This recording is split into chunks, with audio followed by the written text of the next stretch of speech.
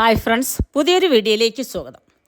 ആനവണ്ടിയിലൊരു യാത്ര കുറേ നാളത്തെ എൻ്റെ ഒരു ആഗ്രഹമാണ്. തിരുവൈരാണിക്കുളം ക്ഷേത്ര ദർശനം നടത്തി അത് സഫലമാക്കി.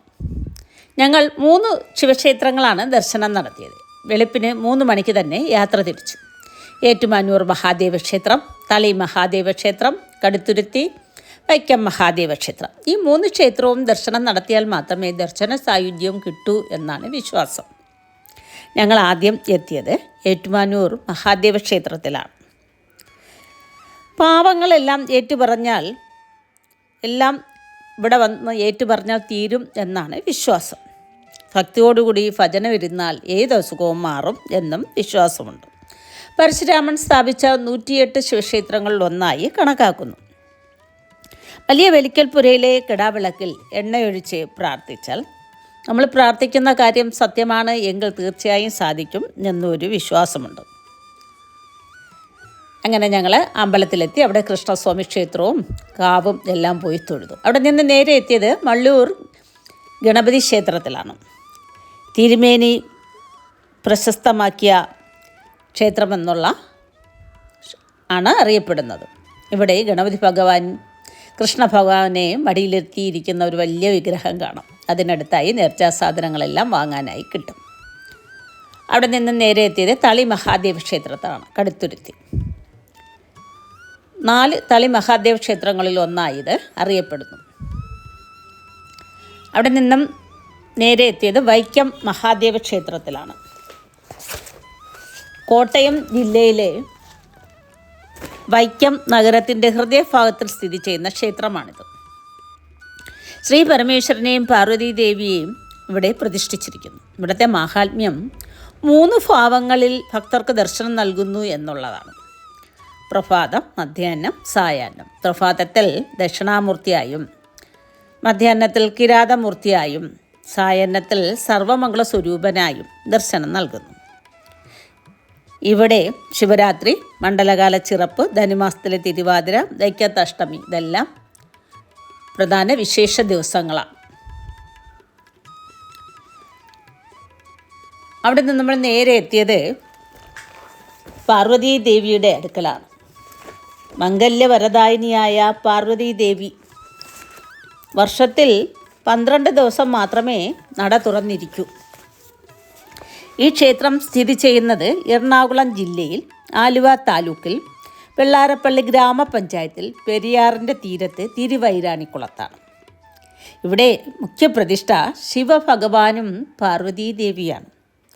മറ്റൊരു സവിശേഷത ഒരേ ശ്രീകോവിലിൽ എന്നുള്ളതാണ്.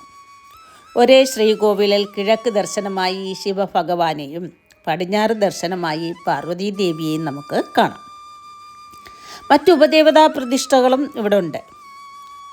സതീദേവി, നാഗദൈവങ്ങൾ, അയ്യപ്പസ്വാമി ഇതെല്ലാം ഇവിടെ പ്രതിഷ്ഠിച്ചിട്ടുണ്ട്.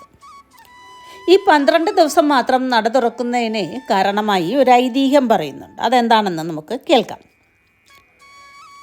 എല്ലാ ദിവസവും ദേവിയുടെ തിരുനട തുറന്നിരുന്നു എന്നാണ് പറയപ്പെടുന്നത്. അക്കാലത്ത് ദേവി തന്നെ നൈവേദ്യം തയ്യാറാക്കിയിരുന്നു.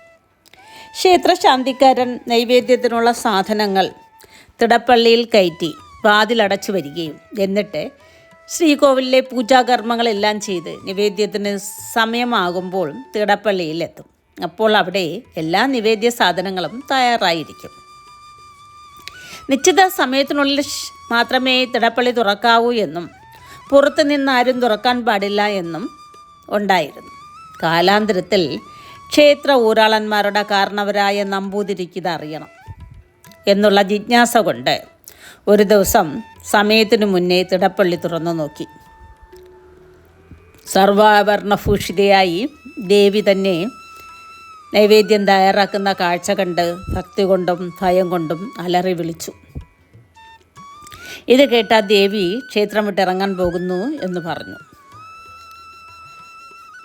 അദ്ദേഹം കാലിൽ വീണ് മാപ്പ് അപേക്ഷിച്ചു.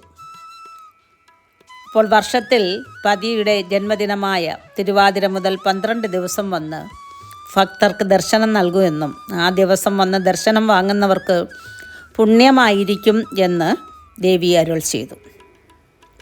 ഈ അമ്പലത്തിലെ മറ്റു മുഖ്യ ഉത്സവങ്ങളാണ് കുംഭമാസത്തിലെ തിരുവാതിര ആറാട്ട്, ശിവരാത്രി, നവരാത്രി.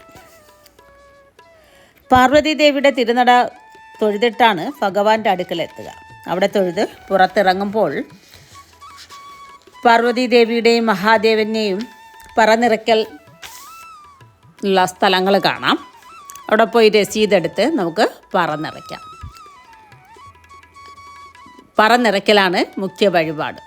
മഞ്ഞൾപ്പറ കുടുംബൈശ്വര്യത്തിന് നല്ലതായി പറയപ്പെടുന്നു. അതുപോലെ തന്നെ പൂപ്പറ, ഇങ്ങനെ എള്ളുപറ, ഇങ്ങനെ പലതരം പറ നിറയ്ക്കൽ വഴിപാടുകൾ അവിടെ ഉണ്ട്.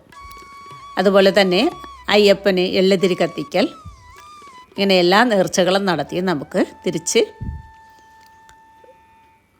വീട്ടിലോട്ട് മടങ്ങാം. അവിടെ എത്തുമ്പോൾ തന്നെ നമുക്ക് എന്തെന്നില്ലാത്തൊരു സന്തോഷവും അനുഭവവും ഉണ്ടാവും.